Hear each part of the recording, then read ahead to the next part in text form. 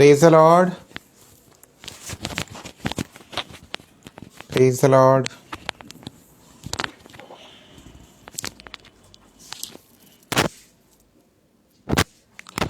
Praise the Lord. परमेश्वर के मधुर सामर्थी नाम में आप सभी को जय मसीह की। खुदावन का शुक्र करते हैं कि एक बार फिर से उसने हमारे जीवनों में आज का ये दिन दिया है और प्रभु ने हमें ये खुशनुमा मौका दिया ताकि हम उसके नाम की बड़ाई और प्रशंसा करें और परमेश्वर के पवित्र वचन के ऊपर हम चिंतन और मनन करने वाले हो सकें। थोड़ा सा लेट हो गए, मैं इसके लिए माफ़ी चाहूँगा क्योंकि थोड़ा टेक्निकल प्रॉब्लम रही। परमेश्वर का धन्यवाद हो क्योंकि उसके नाम से हम आज बहुत ही आनंदित हैं, हम खुश हैं। आइए हम परमेश्वर की तारीफ़ में गीतों को गाएं, वचन को पढ़ें, उसके ऊपर चिंतन और मनन करें। उससे सबसे पहले हम प्रार्थना करेंगे और प्रार्थना में जाएंगे, अपने आगे परमेश्वर के आगे अपने सरों को झुकाएंगे। धन्यवाद धन्यवाद धन्यवाद सारी आशीषों के सोते खुदावंद, हम तेरा धन्यवाद देते हैं प्रभु जी आज के सुंदर दिन के लिए, प्रभु जी इस खूबसूरत संध्या बेला के लिए जो आपने हमारे जीवनों में दी। प्रभु परमेश्वर, हम आपका धन्यवाद करते हैं कि आपने हमारे लिए ये सुंदर मौका रख छोड़ा है ताकि प्रभु हम आपके नाम से जाने जाएं। प्रभु परमेश्वर खुदावन, आपका धन्यवाद करते हैं कि आपने अपनी शरण में हमें बना के रखा ताकि प्रभु हमें आपके नाम से वो सारी आशीषें मिलती रहें प्रभु जो आप हमें देना चाहते हैं। खुदावन, हम आपका धन्यवाद देते हैं कि बीते पल तक प्रभु आपने हमारी सहायता मदद करी। खुदावन, प्रार्थना करते हैं प्रभु जी इसी प्रकार से आपका साथ हमारे साथ बना रहे और खुदावन आप अपने वायदे के अनुसार हमारे साथ हमारे मददगार बन के रहें।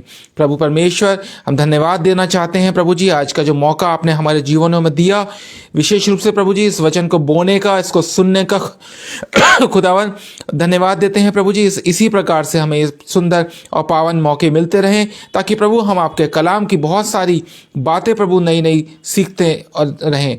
प्रार्थना करते हैं खुदावन हम आगरा मसीह मंडली पेज के लिए प्रभु परमेश्वर, इनके संचालकों के लिए, भाई अनुपम डेविड साहब के लिए और सिस्टर शबनम डेविड के लिए खुदावन आपने उनकी ज़िंदगी में बड़े प्रभु कार्य दिखाए हैं और प्रभु उनको ये बुद्धि दी प्रभु परमेश्वर ताकि आपके नाम से प्रभु इस मुहिम को शुरू कर सकें। प्रभु जी जो फेसबुक के माध्यम से वचन का प्रचार किया जाता है खुदावन, ये बहुतायत से लोगों के साथ उनके सुनने वाले हो सकें। प्रार्थना करते हैं खुदावन हर वो मसीह विश्वासी भाई बहन प्रभु जी जो आज इस वचन को सुनते हैं प्रभु वो तेरे नाम की बहुत आशीषों को प्राप्त करने वाले हो सके। प्रार्थना करते हैं खुदावन इसी प्रकार से प्रभु हमें निरंतर मौके देना खुदावन ताकि हम तेरे वचन को सुनने और समझने वाले हो सके। प्रभु जी हम प्रार्थना करते हैं अपने सभी मसीह भाई बहनों के लिए खुदावन जो इस टेक्नोलॉजी के माध्यम से वचन को सुनते हैं प्रभु जी, उन सबके ऊपर तेरी आशीषें हों। प्रार्थना करते हैं खुदावन हर प्रकार की रुकावटें खुदावन, हर प्रकार की परेशानियां खुदावन, प्रॉब्लम्स इस समय हमारे इस बीच से दूर रहें और खुदावन हम पूरी पवित्रता के साथ होकर प्रभु तेरे नाम का, तेरे वचन का प्रचार करने वाले हो सकें। प्रभु परमेश्वर आगे की आराधना को आपके हाथ में सौंपते हुए इस प्रार्थना को बड़े विश्वास के साथ आपके बेटे हमारे उद्धारकर्ता यीशु मसीह के नाम से मांगते हैं, आमीन। अजीजों, हम परमेश्वर की तारीफ में गीत गाएंगे जो कि है आवाज़ उठाएंगे हम साज बजाएंगे, क्योंकि खुदावन ने हमें वो आवाज़ दी है और जिसका हमें इस्तेमाल करना चाहिए और हम परमेश्वर की तारीफ करने के लिए, उसके स्तुति में गीतों को गाने के लिए अपनी आवाज़ों को बुलंद करें। आवाज़ उठाएंगे हम साज बजाएंगे, है यीशु महान अपना, ये गीत सुनाएंगे। आवाज उठाएंगे संसार की सुंदरता में, ये रूप जो तेरा ही, इन चांद सितारों में है आँख जो तेरा ही। संसार की सुंदरता में है रूप जो तेरा ही, इन चांद सितारों में है आँख जो तेरा ही। महिमा की तेरी बातें हम सबको बताएंगे, है यीशु महान अपना, ये गीत सुनाएंगे, आवाज उठाएंगे। ना देख सका हमको तू पाप के सागर में, और बन के मनुष्य आया आकाश से सागर में। ना देख सका हमको तू पाप के सागर में, और बन के मनुष्य आया आकाश से सागर में। मुक्ति का तू दाता है, दुनिया को बताएंगे, है यीशु महान अपना, ये गीत सुनाएंगे, आवाज उठाएंगे। दिल तेरा खजाना है, एक पाक मोहब्बत का, था पा न सका कोई, सागर है तू उल्फत का। दिल तेरा खजाना है, एक पाक मोहब्बत का, था पा न सका कोई, सागर है तू उल्फत का। हम तेरी मोहब्बत से दिल अपना सजाएंगे, है यीशु महान अपना, ये गीत सुनाएंगे, आवाज उठाएंगे। Thank you Jesus, thank you. परमेश्वर को महिमा मिले इस गीत के द्वारा। खुदावन के आगे हम परमेश्वर के सम्मुख अपने हृदय रूपी भेंटों को, अपने खाली हृदयों को लेके आज तैयार हैं कि हम उसके वचन में से कुछ बातों को सीख सकें और बहुत कुछ जानने वाले हो सके, और उसके द्वारा अपने जीवन में बहुत कुछ उतारने वाले हो सके। खुदावन हमारे हृदय रूपी पटिया पे आज जो लिखना चाहता है उसको हम भली भांति से जान सके कि प्रभु परमेश्वर आज हमसे क्या बात करना चाहता है। एक गीत और हम गाएंगे जो हम प्रार्थना के भाव में गाएंगे और प्रभु का धन्यवाद करूंगा। इसके बाद हम आज के वचन की ओर चलेंगे। प्रभु का धन्यवाद करूंगा, उसकी संगति में सदा रहूंगा, साथ चलूंगा मैं जय जरूर पाऊंगा, साथ चलूंगा मैं जय जरूर पाऊंगा, प्रभु का धन्यवाद करूंगा।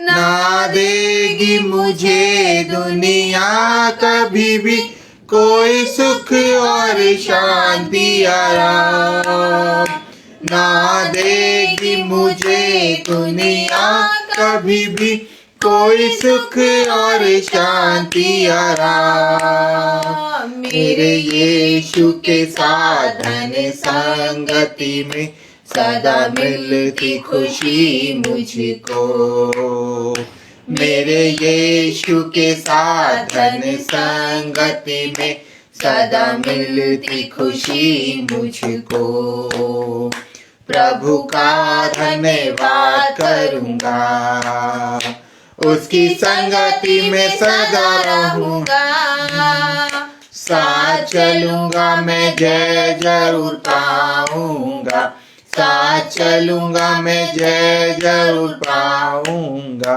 प्रभु का धन्यवाद करूंगा। आइए एक बार हम फिर से प्रार्थना में जाएंगे। खुदावन धन्यवाद देते हैं प्रभु जी इस सुंदर समय के लिए, इस अवसर के लिए। प्रभु परमेश्वर, प्रभु जी आप हमारे साथ में हो खुदावन। आज प्रभु जी जो बीज, जो आत्मिक ज्ञान प्रभु आपने हमें दिया खुदावन, उसके द्वारा प्रभु हम अपने जीवनों में बहुत कुछ सीखने वाले हो सकें। प्रभु परमेश्वर हम आपसे विनती, प्रार्थना, निवेदन करते हैं खुदावन, आप हमारे साथ में रहिए प्रभु परमेश्वर। आपकी मौजूदगी प्रभु यहाँ पे होने पाए प्रभु परमेश्वर। हम इस फेसबुक के माध्यम से प्रभु परमेश्वर आपके वचन को बोते हैं खुदावन। प्रभु परमेश्वर मैं प्रार्थना करता हूँ खुदावन अपने लिए, मेरी ज़बान को छूना, मेरे होठों को छूना प्रभु परमेश्वर। जो प्रभु आप चाहते हैं वही मेरे ज़बान से निकलने वाला हो सके खुदावन। आपके वचन की भेद वाली बातें प्रभु हम सब समझें और प्रभु उसके अनुसार प्रभु हम बहुत सा आत्मिक ज्ञान प्राप्त करने वाले हो सके खुदावन। सारी बातों में आपको धन्यवाद देते हैं। इस प्रार्थना को आपके बेटे हमारे उद्धारकर्ता यीशु मसीह के नाम से मांगते हैं, आमीन। मेरे प्रियो, परमेश्वर के मधुर सामर्थी नाम में आप सभी को जय मसीह की। आज जो वचन परमेश्वर के द्वारा, परमेश्वर की उस अद्भुत सामर्थ्य से हमें मिला है, वो एक बाइबल अध्ययन के रूप में मैं आप लोगों के सम्मुख रखना चाहता हूँ। जो कि हमारा जो आज का विषय है वो है मछलियों का रहस्य। और यूहन्ना रचित सुसमाचार उसके 21वें अध्याय में जब हम चलते हैं, यूहन्ना रचित सुसमाचार उसके 21वें अध्याय जो अंतिम अध्याय है, इसके पहले पद से लेकर 13वें पद के बीच में हमें एक घटना देखने को मिलती है। और वो घटना क्या है? वो घटना है यीशु मसीह का, जब वो अपने चेलों के साथ होते हैं, वहाँ पे आते हैं, चेलों को देखते हैं कि वो किस प्रकार से उस कार्य के लिए मशक्कत कर रहे हैं कि वो मछली पकड़ने के लिए, लेकिन वो मछली नहीं पकड़ पा रहे थे। वो उस प्रयास को निरंतर करे चले जा रहे थे, लेकिन उनके हाथ बिल्कुल भी मछलियां नहीं लग पा रही थी। लेकिन हम एक चमत्कारिक रूप से वहां पे एक घटनाक्रम को देखते हैं। यीशु मसीह वहां पे उपस्थित होते हैं और यीशु मसीह वहां पे आकर उन चेलों को उनसे कहते हैं, पतरस से कहते हैं और उन चेलों से कहते हैं कि यहाँ पर जैसा मैं कहता हूँ वैसा तुम करो। और जैसा प्रभु यीशु मसीह ने उन्हें कहा उसके अनुसार वो अपने उस काम को करते हैं, अर्थात जाल डालते हैं। और हम देखते हैं कि वहाँ पर बहुतायत से वो अपने जाल में वो मछलियों को पकड़ने में कामयाब होते हैं। खुदावंद इस वचन को जो हमें बता रहा है, यहाँ पर मेरे प्रियो एक बड़ी भेदपूर्ण बात लिखी हुई है और मैं आज उसी के संबंध में आप लोगों का थोड़ा सा ध्यान आकर्षित करना चाहूँगा। प्रभु परमेश्वर हमें एक बड़ा भेद वाली बात को यहाँ पे रिवील करना चाहता है। और वो क्या है? वो रिवील ये करना चाहता है कि इन्हीं 153 जो मछलियाँ वहाँ पे पकड़ी गई थी उनके संदर्भ में यहाँ पे एक बात बताई गई है, जिसके बारे में हम थोड़ा सा हम उस बात को रिवील करने की कोशिश करेंगे कि आखिर ये क्या है। ये 153 जो मछलियाँ वहाँ पे पकड़ी गई थी वो क्यों 153 का अंक है, इस बात को हम जानने का प्रयास करेंगे।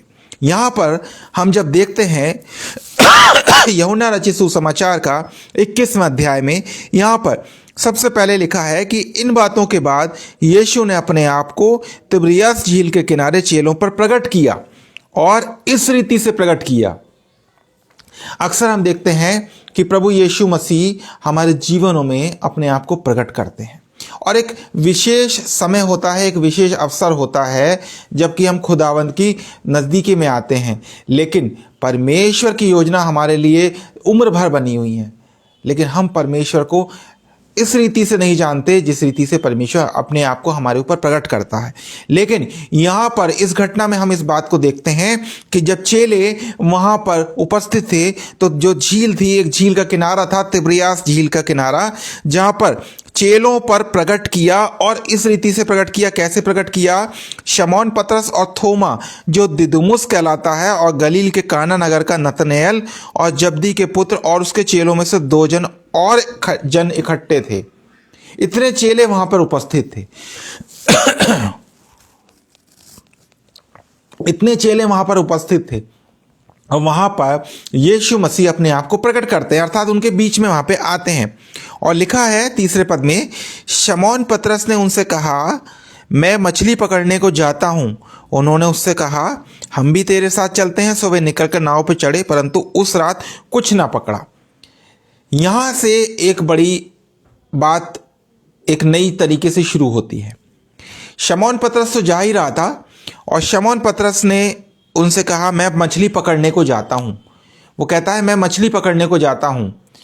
तो जो संगी साथी उसके चेले थे वो भी उससे कहते हैं कि चल, तू क्या जा रहा है, हम भी तेरे साथ में चलते हैं, हम भी तेरे साथ चलते हैं। और ऐसा ही होता है, वो निकलकर उसके साथ चलते हैं। लेकिन इसके साथ साथ ये रात का समय था, यहाँ बताया गया है। यहाँ पर होता क्या है मेरे प्रियो, यहाँ पर जैसे वो जाल डालते हैं, वो पूरी रात इसी प्रयास में लगे रहते हैं कि वो मछली को पकड़ें, मछली पकड़ें। लेकिन मेरे प्रियो, यहाँ पर होता क्या है कि वो मछली नहीं पकड़ पाते हैं। लिखा है, साफ लिखा हुआ है तीसरे पद में, उस रात कुछ ना पकड़ा, उस रात कुछ ना पकड़ा। लेकिन अब उसके बाद, उस रात के बाद एक ट्विस्ट आता है। वो क्या है कि भोर होते ही यीशु किनारे पर खड़ा हुआ, तो भी चेलों ने ना पहचाना कि ये यीशु है। पूरी रात गुजर गई, पूरा समय रात का पहर निकल गए, लेकिन जैसे ही भोर होती है, जैसे ही सुबह होती है, वहाँ पर क्या होता है कि अचानक से वो यीशु मसीह को खड़े पाते हैं। लेकिन यीशु मसीह को वो चेले नहीं पहचानते। इस बात से वो अनभिज्ञ होते हैं और यीशु मसीह को रिकॉग्नाइज नहीं करते हैं। लेकिन होता क्या है, तब यीशु उनसे कहते हैं कि हे बालकों, क्या तुम्हारे पास कुछ खाने को है? यीशु मसीह उनसे सवाल कर रहे हैं कि हे बालकों, क्या तुम्हारे पास कुछ खाने को है? उन्होंने उत्तर दिया कि नहीं। वो जानते थे कि नहीं है। क्यों नहीं है? क्योंकि उन्होंने रात भर परिश्रम किया, उन्होंने कुछ पकड़ा ही नहीं। जिन मछलियों की वो बात कर रहे थे, जिन मछलियों को वो खाने के लिए पकड़ने वाले थे, वो पूरी रात परिश्रम करते रहे, लेकिन उन्होंने मछली नहीं पकड़ पाए। लेकिन यीशु मसीह ने उनसे यह बात कही, क्या तुम्हारे पास कुछ खाने को है? उन्होंने मना कर दिया। उसने कहा, यीशु अब उनसे क्या कहते हैं कि नाव के दाहिनी ओर जाल डालो तो पाओगे, नाव के दाहिनी ओर जाल डालो तो पाओगे। तब उन्होंने जाल डाला और मछलियों की बहुतायत के कारण उसे खींच ना सके। मेरे प्रियो, यहाँ समझने वाली बात यह है, क्या चेलों ने, जिनने रात भर प्रयास किया होगा, क्या उन्होंने उससे पहले दाहिनी ओर जाल नहीं डाला होगा? अवश्य डाला होगा। वो हर तरीके से उन्होंने दाहिनी ओर, बाईं ओर, आगे पीछे, हर तरीके से उस झील में जाल को डाला होगा। लेकिन वहां पर उन्होंने मछली नहीं पकड़ी। पूरी रात, रात कोई छोटी चीज़ नहीं होती है। रात काफ़ी लंबा समय होता है। अगर मैं बात करूँ 8 घंटे, 9 घंटे, 10 घंटे का समय होता है रात का, और लिखा है कि पूरी रात ऐसे ही बीत गई। लेकिन सुबह होते ही बड़ा अजीब घटनाक्रम होता है। जैसे वो यीशु मसीह को देखते हैं, पहचानते नहीं है यीशु मसीह को, लेकिन यीशु मसीह उन्हें आदेश देते हैं कि क्या कहते हैं कि मैं उनसे कहा, हे बालकों, क्या तुम्हारे पास कुछ खाने को? उन्होंने उत्तर दिया। तो यीशु कहते हैं, उसने उनसे कहा, नाव के दाहिनी ओर जाल डालो तो तुम पाओगे। और उन्होंने जाल डाला भी, और इतनी ज़्यादा मछलियां आ गई उसमें कि वो उसको खींच नहीं पाए। चेले, उस चेले से, इसलिए उस चेले से जिससे यीशु प्रेम रखता था, पतरस से कहा, ये तो प्रभु है। शमौन पतरस ने ये सुनकर कि ये प्रभु है, कमरे में अंगरखा कस लिया, क्योंकि वह नंगा था, और झील में कूद पड़ा। पतरस ने वहां पे कूद पड़ा, और परंतु और चेले डोंगी पर मछलियों से भरा हुआ जाल खींचते हुए आए, क्योंकि वे किनारे से अधिक दूर नहीं थे, कोई 200 हाथ की दूरी पर थे। यहाँ तक ये बात हमें स्पष्ट रूप से समझ में आती है। जब किनारे पर उतरे तो उन्होंने कोयले की आग और उस पर रखी हुई मछलियाँ और उन रोटी को देखी।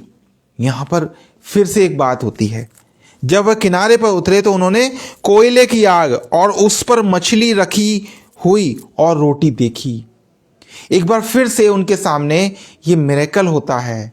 चेले क्या करते हैं, वहाँ पर कोयले की आग देखते हैं, मछलियां देखते हैं और रोटी भी देखते हैं। बड़ा अच्छा इंतज़ाम था। ये व्यवस्था कैसे पूरी हुई, ये बात कैसे पूरी हुई, जबकि यीशु मसीह तो उनसे खाने के लिए मांग रहे थे।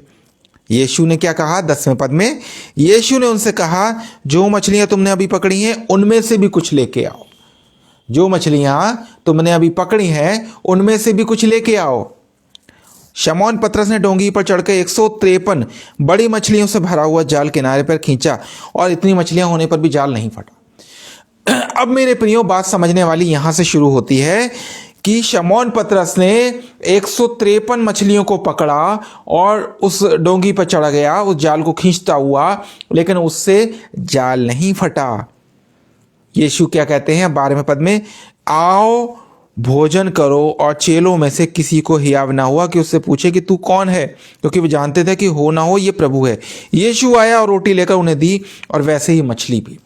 अब यहाँ पे हमने इस बात को जाना और समझा कि किस प्रकार से चेलों ने यीशु के आदेश देने के बाद, जैसा कि यीशु ने कहा कि दाहिनी ओर जाल डालो तो तुम मछलियों को पकड़ोगे, और उन्होंने वैसा ही किया और उन्होंने काफ़ी भारी संख्या में मछलियों को पकड़ा। वो 153 की संख्या यहाँ पे बताई गई है, और उस जाल को खींचते हुए वहाँ पे ले आए।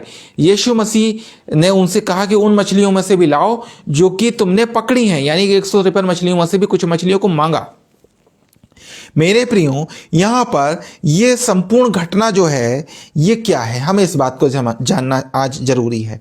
ये सारी की सारी घटना जो आपने अक्सर हम इस घटना को हमने देखा है, छोटे संडे स्कूल के बच्चे भी बेचारे हमारे इस घटना को बार बार उनको सिखाया जाता है, और हम बड़े भी इस बात को जानते हैं। लेकिन यहाँ पर ये पूरी संपूर्ण घटना जो है ये अंत समय के न्याय और करुणा को दर्शा रही है।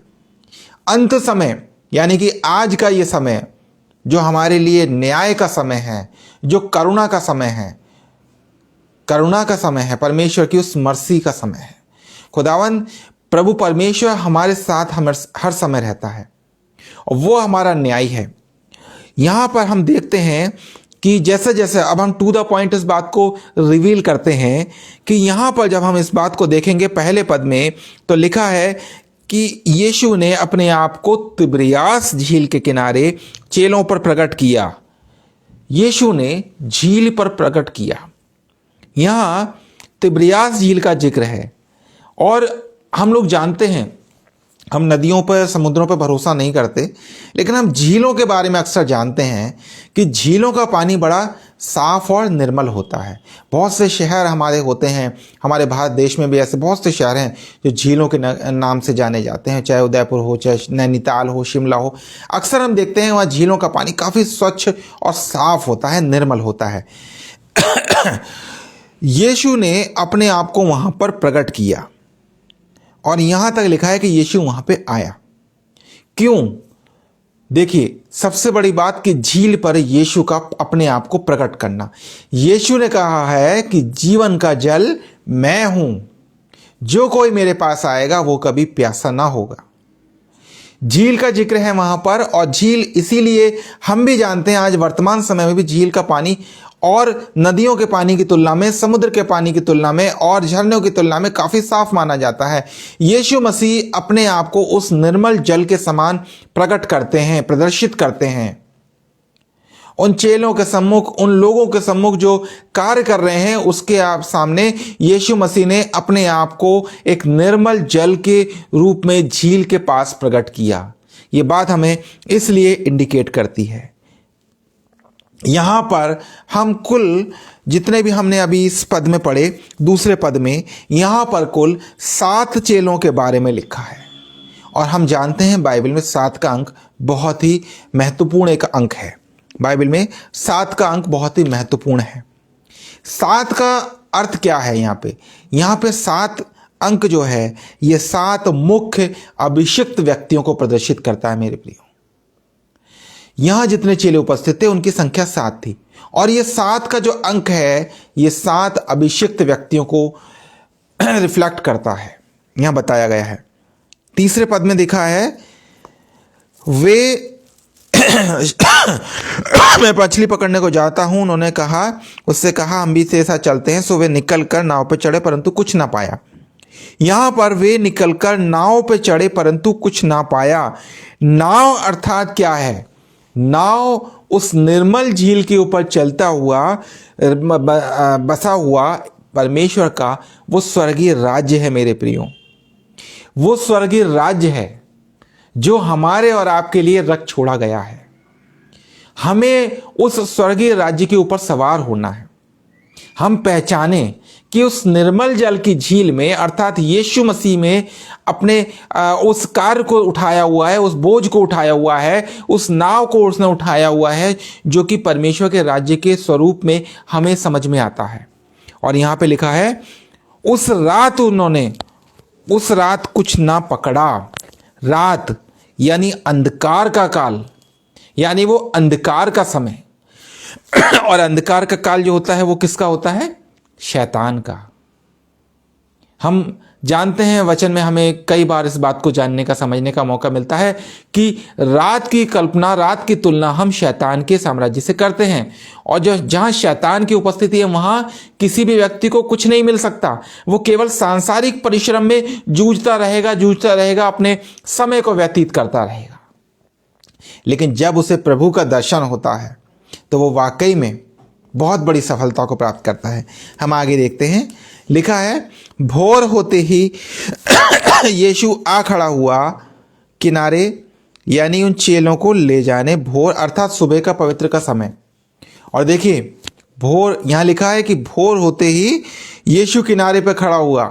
और हम जानते हैं वचन ही हमें बताता है यीशु मसीह के संदर्भ में कि वो भोर का चमकने वाला तारा था। वो सुबह का एक चमकने वाला तारा था। इसीलिए जैसे ही लिखा है इस पद में कि भोर होते ही यीशु किनारे पर खड़ा हुआ, तो अभी चेलों ने ना पहचाना कि ये यीशु है। भोर हो गई थी, यीशु ने अपने आप को प्रकट किया इस कथन के, इस वचन के अनुसार, लेकिन चेले अभी भी उसे नहीं पहचान पा रहे थे। 5वें पद में लिखा है यीशु ने उनसे कहा, हे बालकों, क्या तुम्हारे पास खाने को कुछ है? उन्होंने उत्तर दिया कि नहीं। यीशु ने उनसे कहा, क्या तुम्हारे पास क्या है? कुछ मछलियां हैं। खाने का अर्थ क्या था? कुछ मछलियां हैं, यानी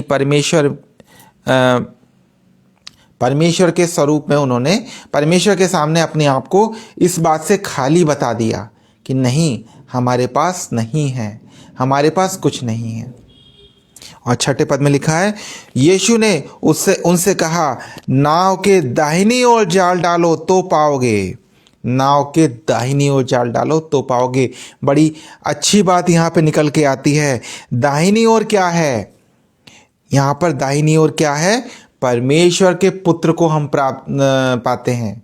परमेश्वर का जो पुत्र है वो परमेश्वर के दाहिनी ओर बैठा है। हम इसके लिए एक पद पढ़ेंगे जो कि भजन संहिता 16वां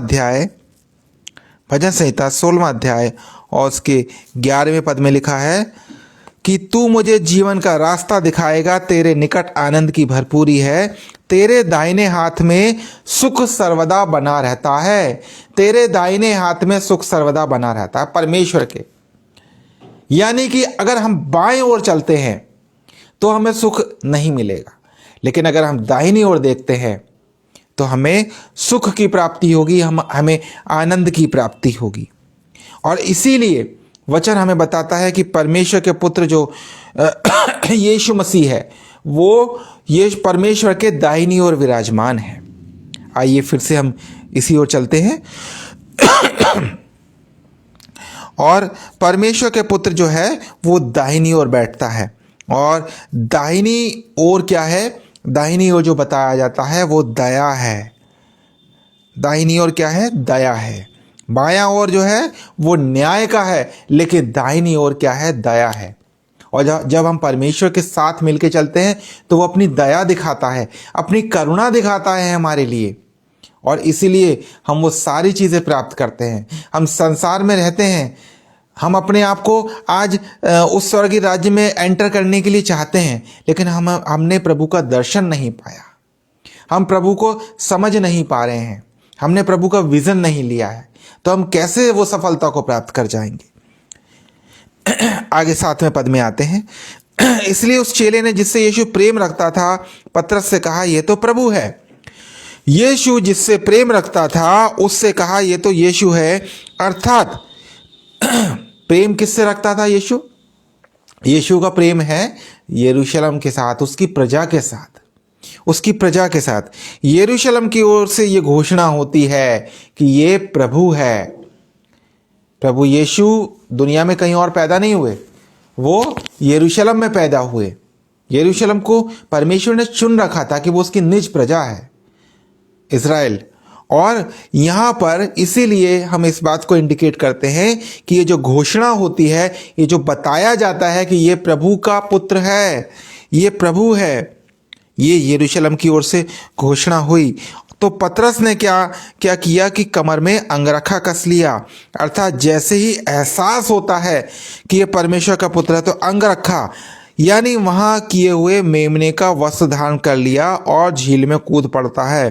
अर्थात क्विकली एक्शन, एक बहुत जल्दी एक एक्शन लिया जाता है। आज हम भी क्या करते हैं, जब हमें पता लगता है कि प्रभु की उपस्थिति हमारे जीवनों में आ चुकी है तो हम फटाफट अपनी कमर को कस लेते हैं, अपनी कमर में अंगरखा बांध लेते हैं, हम तैयार हो जाते हैं कि चलिए प्रभु मैं आपके साथ हूँ। बीते 2.5 से 3 वर्षों के दौरान यही तो हुआ। अभी तक हम परमेश्वर के साथ प्रार्थनाओं में चल रहे थे, लेकिन हमने पूर्ण रीति से अपने आप को तैयार नहीं किया। लेकिन जब प्रभु का न्याय, प्रभु का उसका दिखा हमें, तब हमने अपने कमर बांध ली, हमने वो अंगरखा कस लिया कि हम लजाएं नहीं, हम हर चीज खुल के करने वाले हो, परमेश्वर के वचन का प्रचार खुल के करने वाले हो। 8वें पद में देखिए, यहाँ पे उससे पहले हम एक पद और पढ़ते हैं, यूहन्ना रचित सुसमाचार का पहले पद से हम देखेंगे। और पहले अध्याय का, यूहन्ना रचित सुसमाचार पहला अध्याय 11वां और 12वां पद क्या कहता है। वह अपने घर आया और उसके अपनों ने उसे ग्रहण नहीं किया, परंतु जितनों ने उसे ग्रहण किया उसने उन्हें परमेश्वर के संतान होने का अधिकार दिया, अर्थात उन्हें जो उसके नाम पर विश्वास करते हैं। मेरे प्रियो, परमेश्वर का पुत्र यीशु मसीह वापस आया है।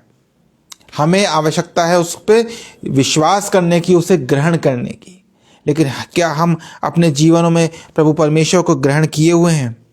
अपने आप से पूछना चाहिए, हमें इस बात को जानना चाहिए कि क्या हमने अपने जीवनों में प्रभु परमेश्वर को स्थान दिया हुआ है। यदि नहीं दिया तो हम आज से ही परमेश्वर के सम्मुख अपने आप को समर्पित कर दें। आगे चलते हैं हम 8वें पद में लिखा है कि परंतु और चेले डोंगी पर मछलियों से भरा हुआ जाल खींचते हुए आए, क्योंकि वे किनारे से अधिक दूर नहीं कोई 200 हाथ की दूरी पे थे। यहाँ पर हम देखते हैं दूसरे चेले डोंगी पर चढ़कर जाल खींचते हुए आए, क्योंकि वे दूर नहीं थे। यहाँ नाव है, पहली चीज़ एक नाव है। वो नाव क्या है? वो नाव वो स्वर्गीय राज्य है, वो स्वर्ग है। परमेश्वर का पुत्र जो हमें दर्शन दे रहा है उसके अनुसार बता रहा है। और डोंगी क्या है? हम सभी जानते हैं एक नाव होती है, नाव के अंदर एक डोंगी होती है। वो एक ऐसा स्थान होता है जहाँ से नाव को मैनेज किया जाता है। और ठीक उसी तरीके से ये डोंगी यहाँ पर स्वर्ग में उचित स्थान बताया गया है। और ये झील जो है मेरे प्रियो, यही वो निर्मल जल के साथ ये वो स्वर्गीय राज्य का स्थान है। इसीलिए पूरा की पूरी परिकल्पना उसके अनुसार की गई है। 9वें पद में हम देखते हैं जब वे किनारे पर उतरे तो उन्होंने कोयले की आग और उस पर मछली रखी और रोटी देखी। किनारे आने पर चेलों को दिखा कि वहां कोयले की आग है। किनारे यानी कि एक सीमा के बाद जब हम अपने जीवन के समय को पूरा कर लेते हैं, अपने आप को हम सांसारिक चीज़ों से हटा लेते हैं, हम उस सीमा से बाहर आ जाते हैं, हम परमेश्वर के सम्मुख आ जाते हैं, तो हम क्या करते हैं? हम इस बात को जानते हैं। और फिर क्या हमें दर्शन मिलता है? यहाँ पे आग के बारे में लिखा है।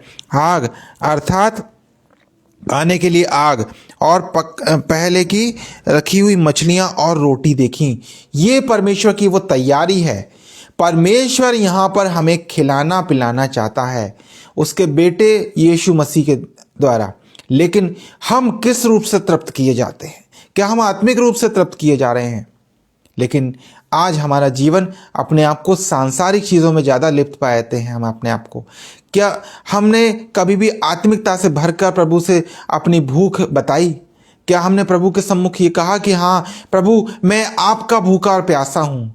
यदि हम और आप ऐसा कहते हैं तो परमेश्वर हमें अवश्य हमारी भूख को तृप्त करता है।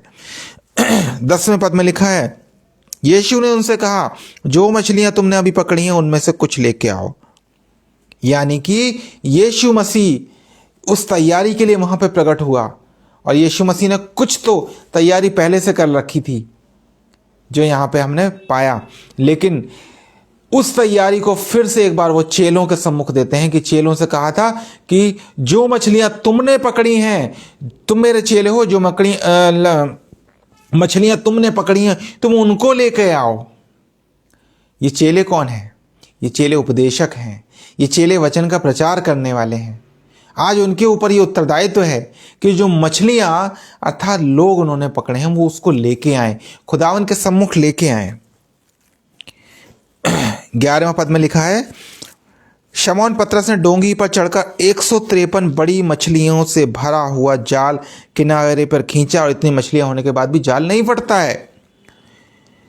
यहां पर हम देखते हैं पतरस ने 153 बड़ी मछलियों से भरा हुआ जाल किनारे पर खींचा। ये बड़ी मछलियां क्या हैं?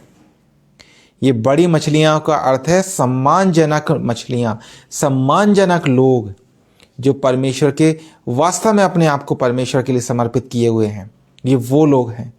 और इनको तैयार कौन कर रहा है? इनको वो चरवाहे तैयार कर रहे हैं, इनको वो परमेश्वर के दास तैयार करते हैं, जो कि हमारी और आपकी तरह आम लोग हैं। 153 क्या है? 153 हिब्रू भाषा में शब्दों का एक अंकों का योग है जो कि 153 आता है। उत्पत्ति के 16वें अध्याय में जो पढ़ते हैं तो वहां पे हमें इब्रानी भाषा में इसका शब्द मिलता है दागा, DAGAH, जिसका अर्थ मछली होता है। उत्पत्ति को जब हम पढ़ेंगे 16वें अध्याय में तो वहां पर इस बात को लिखा हुआ है, और उस बात का जो मतलब है वो अगर हिब्रू बाइबल से हम टच करते हैं तो वहां पे दगा लिखा हुआ है, जिसका अर्थ है मछली। इजरायलियों के बारे में हम देखते हैं कि जो इजरायली आज से 1900 वर्ष पहले जो तितर बितर हो गए थे, उनके बारे में वहां पे लिखा हुआ है कि यीशु उनको क्या करता है? इकट्ठा करना चाहता है। परमेश्वर उसको, उन लोगों को अपने राज्यों के लिए बुलाना चाहता है। मेरे प्रिय, हम एक पद देखेंगे जो कि होशे की पुस्तक से है। होशे की पुस्तक, उसका 1 अध्याय और 10वां पद। तो भी इजरायलियों की गिनती समुद्र की बालू की सी हो जाएगी, जिनका मापना गिनना अनहोना है, और जिस स्थान में उनसे ये कहा जाता है कि तुम मेरी प्रजा नहीं हो, उसी स्थान में वे जीवित परमेश्वर के पुत्र कहलाएंगे। परमेश्वर अपनी योजना के मुताबिक ऐसे लोगों को जमा करता है। अपने लोगों को उसने नियुक्त किया हुआ है, अपने दासों को नियुक्त किया है कि वो उन प्रजा के लोगों को नियुक्त कर, उनको लेके आए, उनको उठाए, उनको जमा करे। हिब्रू भाषा में अवर की एक वैल्यू है, और हिब्रू भाषा में एक शब्द है बेनी आ एलोहीम, यानी कि परमेश्वर। लिखा है कि इसे जोड़ने पर जब हम बेनी हा एलोहीम जो लिखते हैं, इस शब्दों को हिब्रू भाषा के अनुसार जोड़ने पर वहां पर 153 का अंक हमें मिलता है। और यहां पर ये जो परमेश्वर के पुत्र हैं, परमेश्वर के पुत्रों के बारे में वास्तव में बताया गया है। ये जो परमेश्वर के पुत्र हैं, ये किसके द्वारा? इन प्रेरितों के द्वारा पकड़े जाएंगे। इन लोगों के द्वारा उनको पकड़ा जाएगा, अर्थात कि उनको बुलाया जाएगा, उनको जमा किया जाएगा।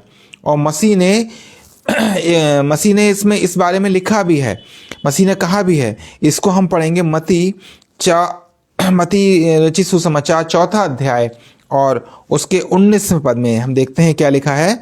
और उनसे कहा, मेरे पीछे चले आओ, मैं तुमको मनुष्यों के पकड़वाने वाला बनाऊंगा। ये चेलों से कहा जा रहा है, उन मछुओं से कहा जा रहा है कि मेरे पीछे चले आओ, मैं तुम्हें मनुष्यों को पकड़वाने वाला बनाऊंगा। बात एक दूसरे से ऐसे करके कनेक्ट होती है कि जहां पर यीशु मसीह अपने चेलों को आदेश देते हैं कि इन मछलियों को पकड़ो, वहीं यीशु मसीह इस बात की शिक्षा भी देते हैं कि मेरे लोगों को पकड़ो, मैं तुम्हें, मेरे पीछे चले आओ, मैं तुम्हें मनुष्यों को पकड़वाने वाला बनाऊंगा। आज उन मनुष्यों की आवश्यकता है जो कि परमेश्वर के लिए कार्य करना चाहते हैं, लेकिन परमेश्वर की बुलाहट जिसके पास है वही वास्तव में रूप में परमेश्वर के साथ आता है। और हम देखते हैं कि जाल ना कटा ना फटा, इस बात का क्या तात्पर्य है? जाल जिसको कि उस भाषा में रिशैट कहा जाता है, रिशैट, जो कि इस प्रकार से है रिशैट ताओ। ये हिब्रू भाषा का एक शब्द पाया जाता है। वास्तव में ये हिब्रू भाषा का ही एक शब्द है जिसमें हम देखते हैं कि 3 शब्द हैं, रे है, शी है और ताओ है। ये 3 शब्दों से मिलकर बना है जाल, जिसको हम बोल रहे हैं जाल। रिशैट, रिशैट का जो मीनिंग है, ये 3 हिब्रू भाषा के शब्दों से मिलकर बना है, रे, शी और ताओ। यहाँ पर अगर हम देखेंगे तो ये 3 शब्द किस प्रकार से हैं? एक शब्द 20वां है हिब्रू भाषा में, एक शब्द 21वां है और एक शब्द 22वां है। अगर आप देखेंगे तो ये जो 3 शब्द हैं, ये जो जाल है, ये जाल क्यों दिया गया, जाल की उपमा क्यों दी गई है? क्योंकि जाल के द्वारा जमा करना था, उस जाल के द्वारा लोगों को इकट्ठा करना था। लेकिन ये जाल कौन सा जाल है? ये जो मैंने आपको बताया 3 शब्द, री, शैट और ताओ, ये 3 शब्द हिब्रू भाषा के 3 अक्षर हैं और ये तीनों अक्षर 20वें, 21वें और 22वें स्थान पर आते हैं। ये 20वें, 21वें, 22वें स्थान पे इसलिए आते हैं मेरे प्रियो, इसको हम जोड़ते हैं तो अगर हम आदम के बाद से देखेंगे, आदम के बाद में जो पीढ़ियां पाई गई हैं, जो पैदा हुई हैं, वहां पर अब्राहम, इजहाक और याकूब की बात की गई है। और अब्राहम जो थे वो 20वीं पीढ़ी के थे, इजहाक 21वीं पीढ़ी से थे और याकूब 22वीं पीढ़ी में पाया गया। इन लोगों के द्वारा, परमेश्वर के इन चुने हुए दासों के द्वारा आगे के काफी प्रजा को, उन लोगों को जमा करने की बात की गई है। और ये जाल ही इनकी आशीष है, ये जाल ही वो आशीष है जो खुदावंद की ओर से इन तीनों व्यक्तियों के द्वारा मनुष्य जाति को मिली। और इसके द्वारा इतनी आशीष हम मनुष्यों को मिली है। यीशु ने कहा, 12वें पद में हम देखते हैं, यीशु ने कहा, आओ हम भोजन करते हैं, भोजन करें। यीशु हमें भोजन कराता है, यानी यीशु हमें वो तैयारी कराता है कि हम उसके साथ हो लें। अब चेले जान गए थे कि यही प्रभु है। जब वो हमें भोजन करा रहा है तो वो चेले जान जाते हैं कि यही प्रभु है। और यही बात है मेरे प्रियो कि खुदावन अपने साथ हमें जब रखता है, अपने आत्मिक भोजन से जब हमें तृप्त करता है, तब हम खुदावन की उस बुलाहट को पहचानते हैं। अंतिम पद में हम देखेंगे कि लिखा है कि यीशु आया और उन्हें रोटी भी दी उसने और वैसे ही मछलियां भी दी।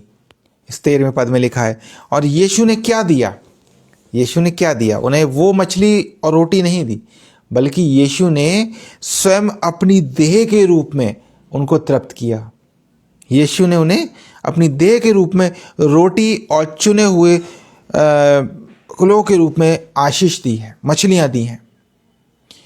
आज परमेश्वर का पुत्र हमारे जीवनों में कार्य कर रहा है। परमेश्वर का बहुतायत से काम हम देख रहे हैं, पवित्र आत्मा के सामर्थ्य से हम देख रहे हैं। लेकिन मेरे प्रियो, हम इस बात को जानें कि हम खुदावन के साथ यदि हम मिल के रहते हैं, हम खुदावन की प्रजा के में बन के रहते हैं, तो परमेश्वर हमें ज़्यादा से ज़्यादा इस्तेमाल करता है।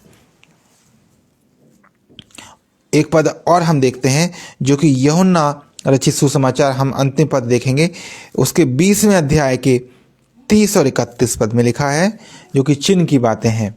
यीशु ने बहुत से चिन्ह अपने चेलों के सामने दिखाए जो इस पुस्तक में नहीं लिखे, परंतु ये इसलिए लिखे गए कि तुम विश्वास करो कि यीशु परमेश्वर का पुत्र मसीह है और विश्वास करके उसके नाम से जीवन पाओ।